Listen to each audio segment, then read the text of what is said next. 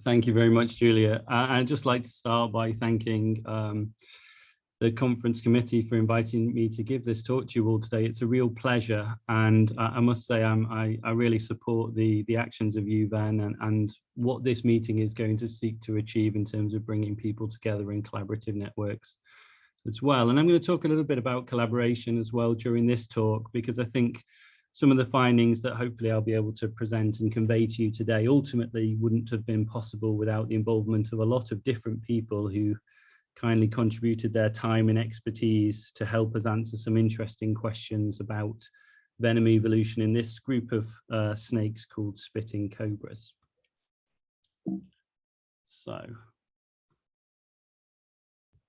So most of us, of course, will be aware that venom systems are important innovations. They've evolved on many different independent occasions throughout the animal kingdom, and they're also utilized for different purposes depending on the evolutionary origin. But these venoms are also an integrated system. They consist of the tissues that produce the venom secretions, the associated delivery structures required to deliver them, and often animals will also exhibit specialized behaviors required for the use of that venom.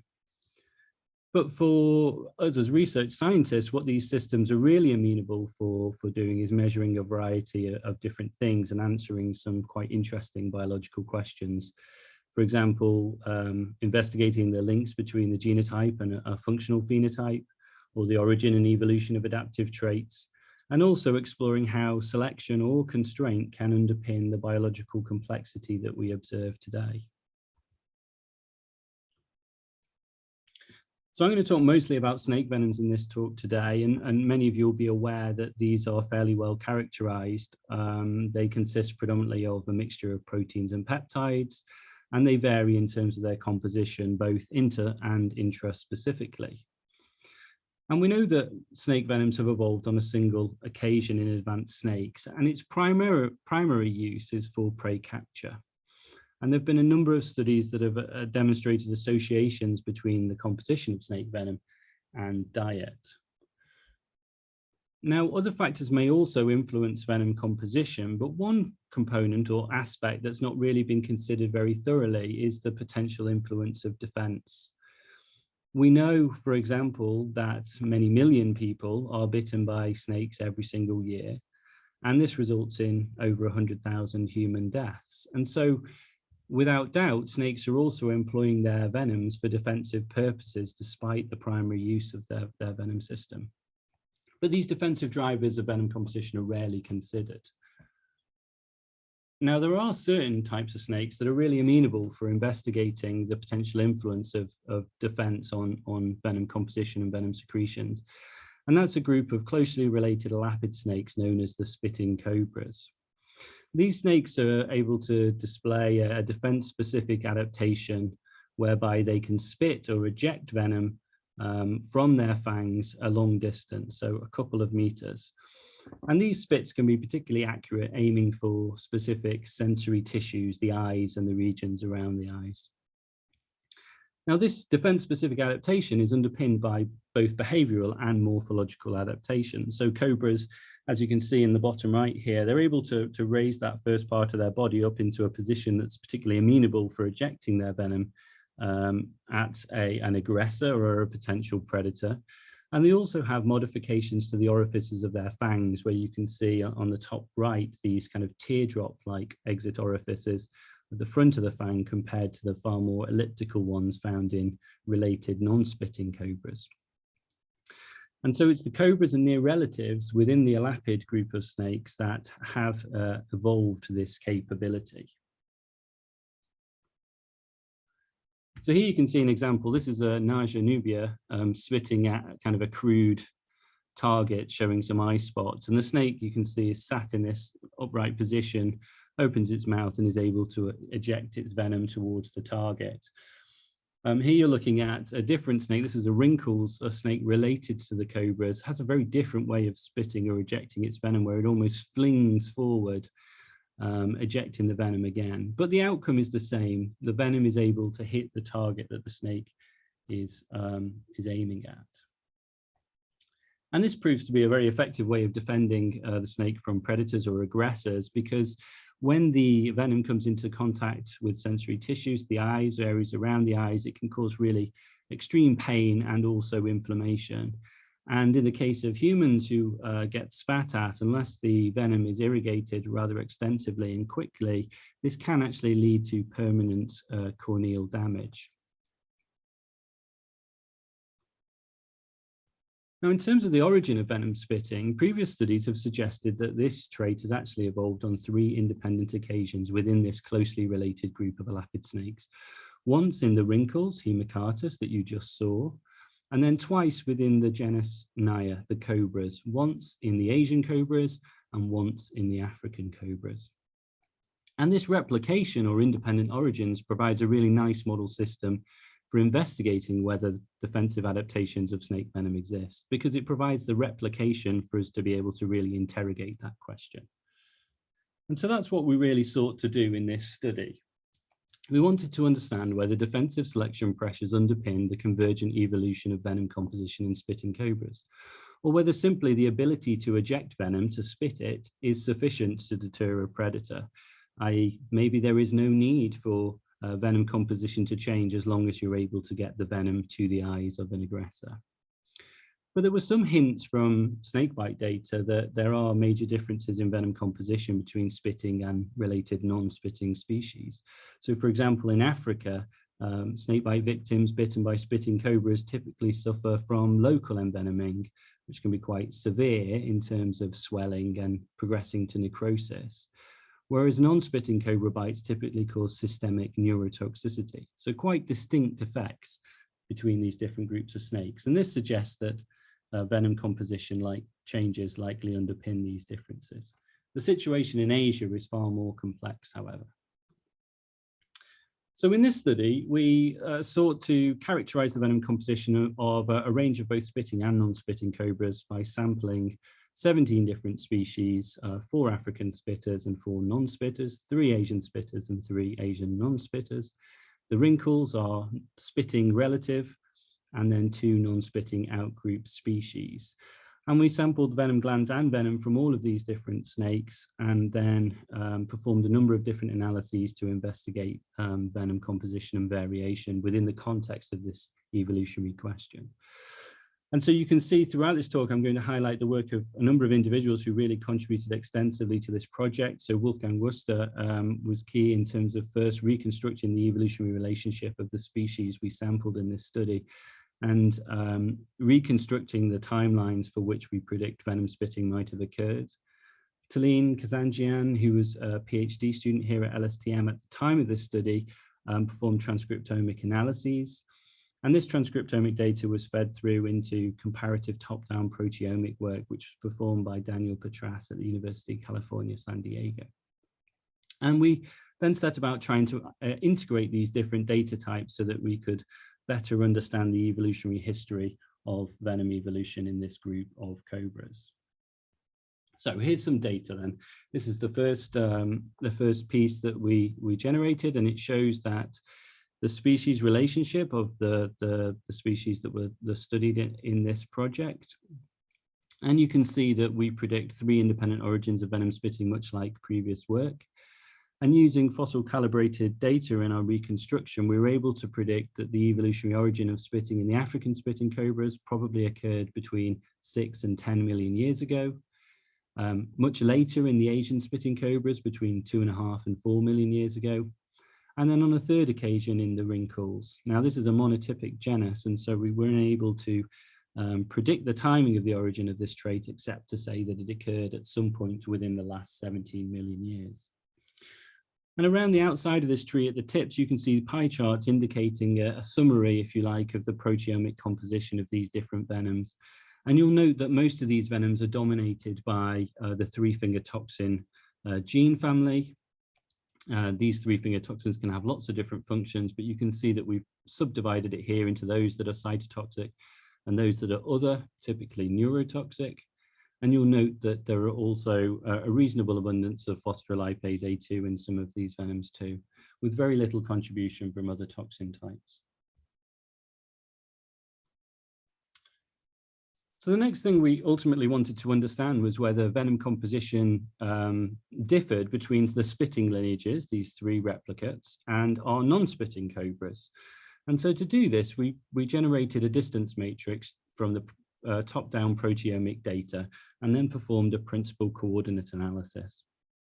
And this essentially is displayed on the right here in 2D space, separating out each of these different species based on their venom composition. And the key thing to note here is that the non-spitting cobras, generally speaking, cluster quite closely together at the bottom here in the light blue and the orange, whereas each of the different spitting lineages separate away from those non-spitting cobras.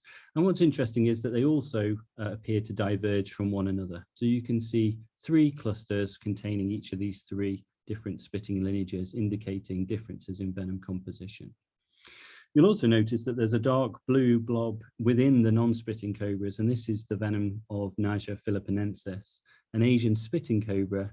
And interestingly, this snake is known to have an almost purely neurotoxic venom, much more in line with those of non-spitting cobras. So it was quite interesting that this was an outlier and fell very closely with the non-spitters.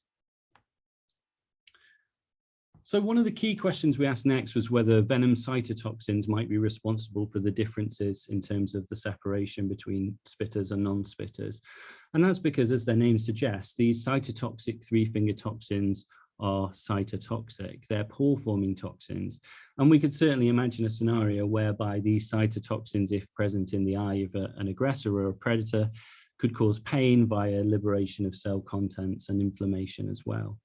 And so this was a logical starting point. But when we looked at the protein abundance of cytotoxic 3-finger toxins, we actually found that these are typically the most abundant components across all cobra venoms, irrespective of whether the species can spit or not.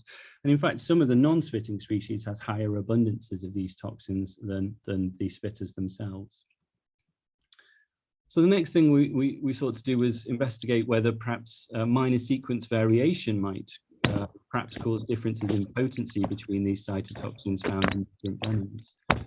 And here you can see that visualized in this principal component coordinate analysis, which again was done using just the cytotoxic data from the venom proteomes. And what you're seeing here is different sizes of the circles reflect.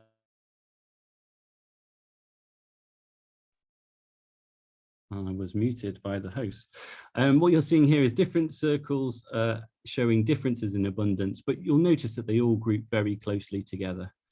And so what we took from this was that these different cytotoxic 3-finger toxins found in different spitting and non-spitting lineages ultimately are fairly well conserved.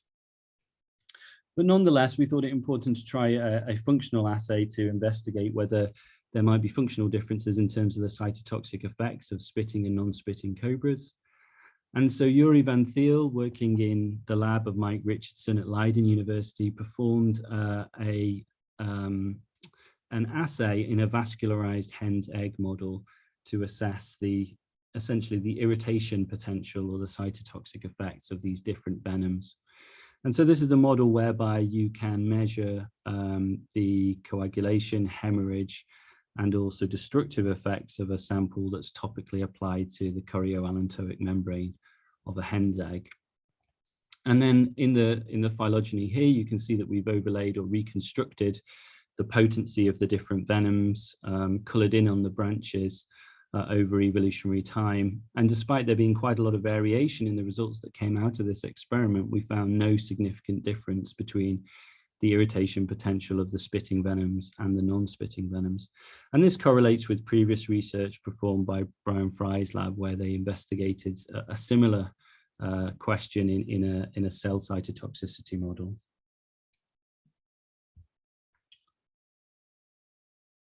So that led us really to pain. What about pain? Venom-stimulated pain seems likely to be more defensively relevant than slower onset cytotoxicity, as in direct analgesic effects may be able to be more effective at protecting from a predator more quickly than cytotoxic effects. And so a piece of work was done by Irina Vetter and Sam Robinson at the University of Queensland to investigate this by quantifying the potency of each of these different venoms in terms of their activation of sensory neurons. And so this is effectively a calcium influx assay using neuron-derived F11 cells as a proxy for pain. And we measured, using an EC50 approach, we quantified the potency of each of these different venoms in terms of stimulating or activating those sensory neurons. And what we found in this case, that there was a significant association between venom spitting and the activation of those sensory neurons. So this was really interesting in the case that spitting cobras certainly seem to have greater pain-causing potential than non-spitting cobras. But of course, we wanted to understand which toxins were responsible for this. And so Ivan Dundheim and Sam Robinson, again at UQ, took 3 representative venoms, one from each lineage of spitting cobras, and they fractionated these venoms into toxin fractions dominated by certain classes of toxins using reverse phase HPLC. And then they retested those fractions in the sensory neuron assay. And you can see one example on screen here for Niger siamensis. And what they found was that the fractions that contained the 3-finger cytotoxins were those responsible for activating the sensory neurons. But what they also found was that these fractions didn't appear to recapitulate the whole activity of the venom. And this hinted at the potential contribution of other toxin components in combination with these cytotoxins, ultimately causing the effect observed with the crude venom. So the next part of this experimental approach was to try combinations, and in particular, a combination between phospholipases and cytotoxins. And the rationale for this was because of some prior research that suggested that phospholipases potentiated the effect of cytotoxins in terms of their ability to cause hemolysis on red blood cells. And so what we did here was to test in the sensory neuron assay the phospholipase fraction, the cytotoxin fraction, and the combination of the two together for each of these 3 representative venoms. And we found that the cytotoxins activate the sensory neurons, but the phospholipases have no effect at all by themselves. But when you combine the PLA2s and the cytotoxins together, we found a significant increase in terms of the activation of the sensory neurons.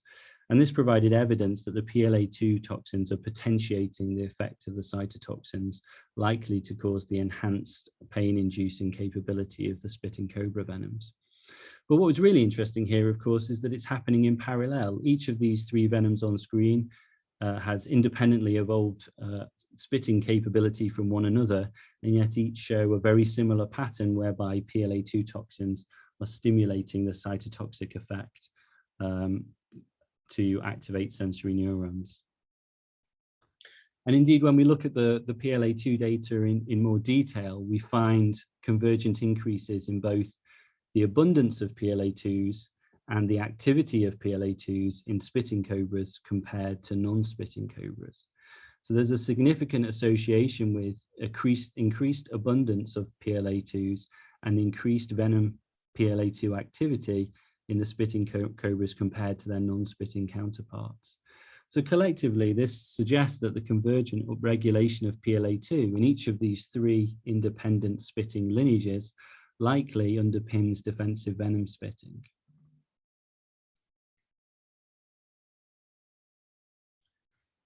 But of course, it's not quite as simple as that. And in fact, the evolution of defensive venom spitting seems likely to be underpinned by a number of pre-adaptations that I've tried to schematically outline here on screen. So over evolutionary time, in a stepwise manner, as I've highlighted at least, we think there are probably at least 4 major steps that have ultimately resulted in these snakes evolving this defensive adaptation that we see today.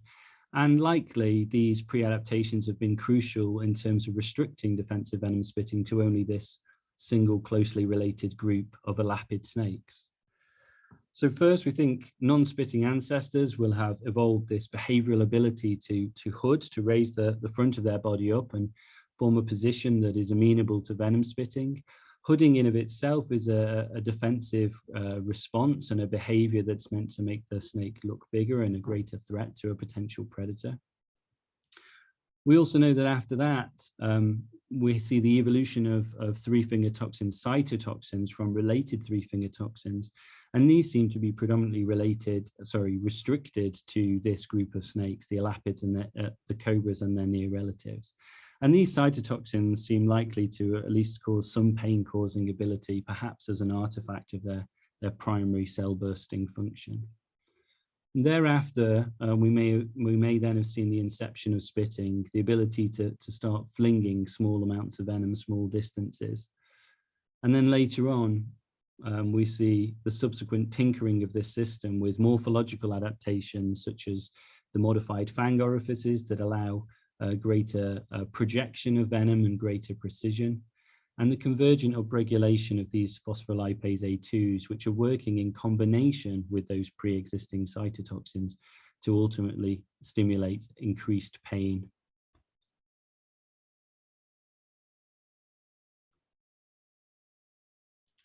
Now, the other part of this project that we were particularly interested in was the potential for spitting cobras to show variability in terms of the localization of their venom toxins within the venom glands, and crucially, whether they might be capable of expelling different venom compositions depending upon the use of their venom.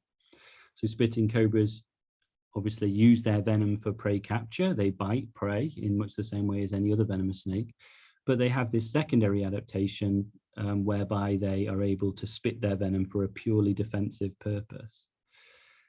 And we know from other venomous lineages that there are examples whereby venomous animals seem to be able to expel differential venoms depending upon the stimuli that they're presented with.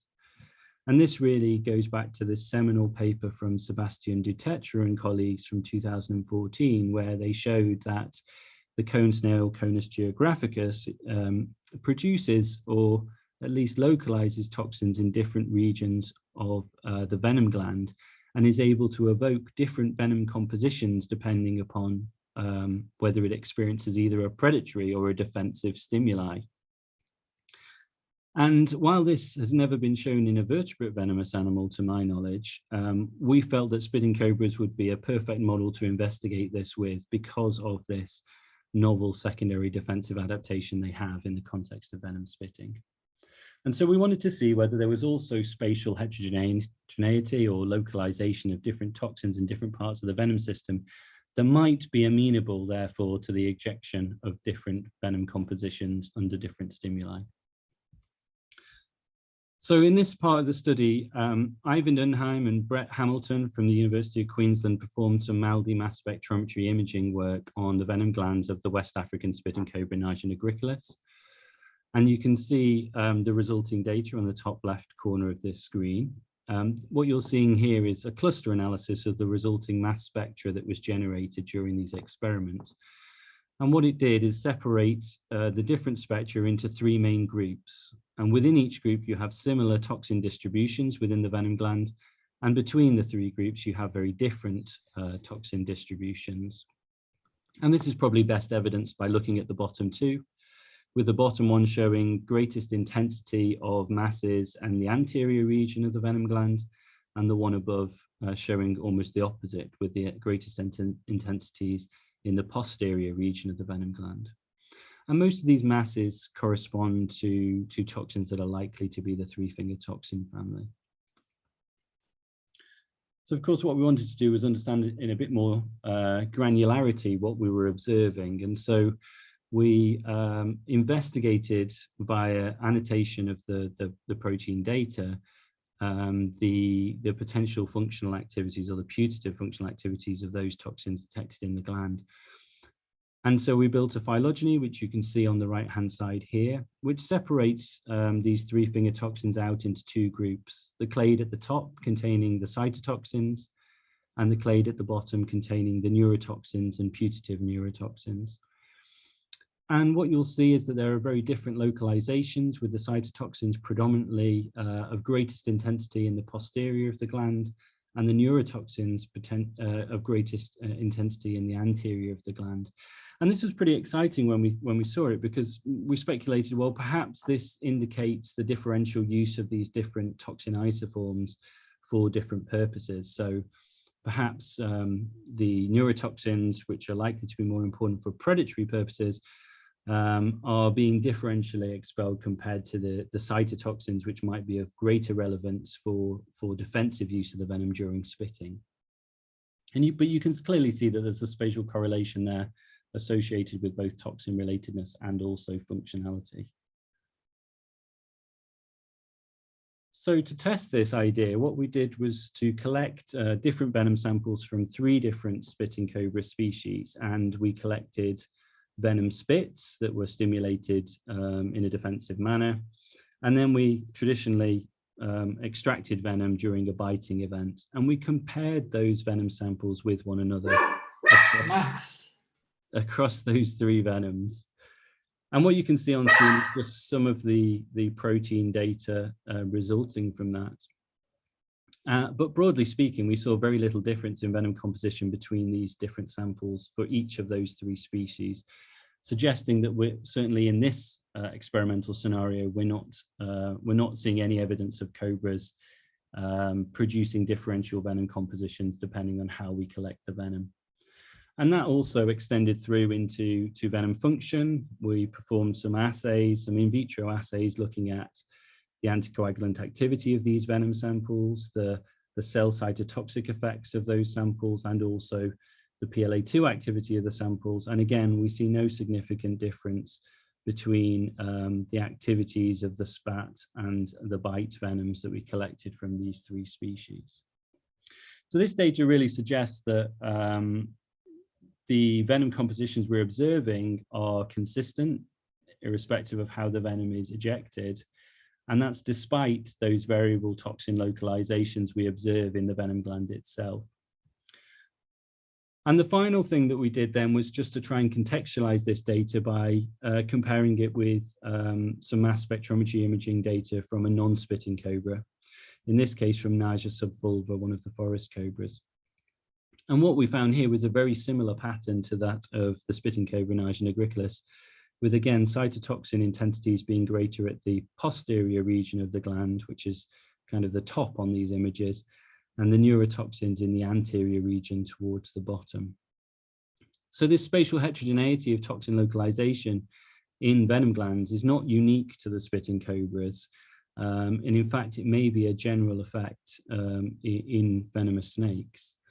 And this provides some additional evidence that these disparate distributions are likely not adaptive. They're unlikely to have evolved in response to the origin of defensive venom spitting.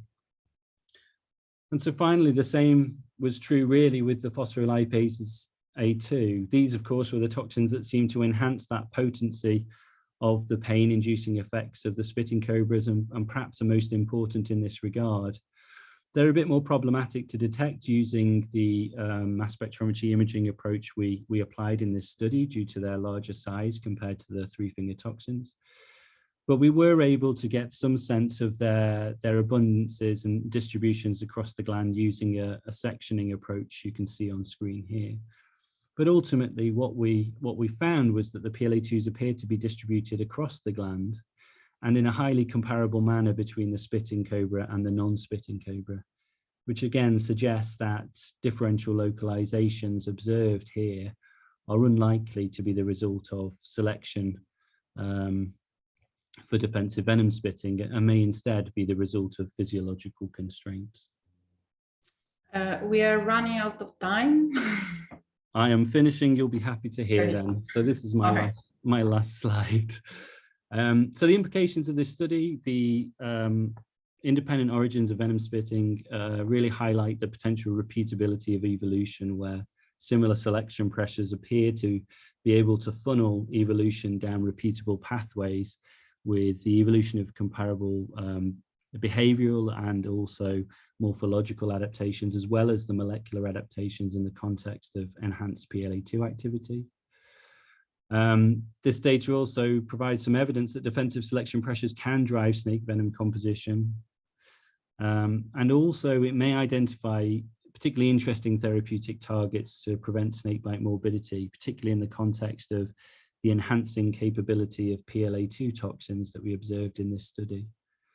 But despite the variable toxin localization we saw in the venom glands of the spitting cobra, we don't find any evidence that this is adaptive, given the distributions are also found in the non-spitting related species. And so with that, I'll finish. As I said at the start, there are a huge number of people who are involved in these pieces of work, and this isn't everyone. This is the people who have made particularly important contributions. And I wish to thank them all again for their time and expertise in terms of moving this project along, and of course our funders too. Thank you. Thank you very much, Nick, for the extremely interesting talk. So there's a couple of questions in the chat. The first one from Manolo: which set of variables was used for generating the principal components? So if you use like TPMs or present substance of toxins. So it wasn't a principal component analysis, it was a principal coordinate analysis. And this is based on a data matrix, effectively the amino acid sequences derived from the top-down proteomics. So from there, we generate a dissimilarity matrix whereby we can then perform a PCOA to visualize that data. All right, thank you. And then we have from Maria, do you know which ion channel is responsible for the pain assessment done by FLIPR? No, we do not. So there's much work still to do on this. So yes, at this point in time, we do not know the exact mechanism by which analgesic effects may be induced. All right. And then from Dimitris, are there also small molecules like non-oligopeptides or proteins in the venom mix that could have toxic activity? It is certainly possible, yes. So small molecules are a really interesting topic in terms of venom composition of snakes because they're often overlooked. There has been a little bit of work in this regard recently, particularly from Stephen Aird, but we did not analyze the small molecule composition of all of these venoms in the same way that to the same level of detail that we did in terms of the proteins. So there definitely could be some contributing effects of small molecules in terms of the potencies of these venoms. Yeah. All right, thanks. Then from Sebastian, he is wondering if anyone has been able to collect venom from a predatory bite. It's a great question from Sebastian, and I've had this question from a few other people, and in fact, Sebastian and I have talked about this in the past too, and no. So I think this is a really good point. Under our experimental approach, where we compared our spat venom and bite venom, if you like, the bite venom is from a manual venom extraction. So it's not a predatory bite. It's just the same way we would usually collect venom from a snake. So there is still there the potential that in a different kind of, if a different stimulus was put upon the snake, it may eject a slightly different venom composition. So I think there's quite a bit of work that could be done in that regard to really build upon this kind of early pilot stuff. So I introduced my question. So the venom that you analyzed in this work was done from milking, not from spitting. Like you didn't try to collect the venom during the spit or something like this. Yeah, no, we did do that for the imaging work. So for for a few more, but I presented data from 3. But for some of our snakes, we collected spits and compared that venom with the venom from normal venom extraction. So biting onto a parafilm container. And we did that work to begin with because we were a bit worried that if we do all of our analyses on venom from biting and it proves to be different to spitting, that could be a bit of a confounder for the study. But when that work showed that there was pretty much identical venom compositions, for the much wider study I presented at the start of the talk, we were using venom that was extracted from biting. Okay. And then from Aidas, do you know if there are any differences in the venom gland in terms of histology, different secretory cells in different regions? Yeah, I think there's a lot of work that needs to be done in this regard. I mean, we do know there are some differences in terms of different parts of the gland producing or seemingly having different types of cells and populations of cells that may potentially produce different proteins, both as those associated with production as well as toxins themselves. And there's also, at the end of the venom gland of elapid snakes, is an accessory gland as well, which has quite a considerable difference in terms of its histology and cell composition.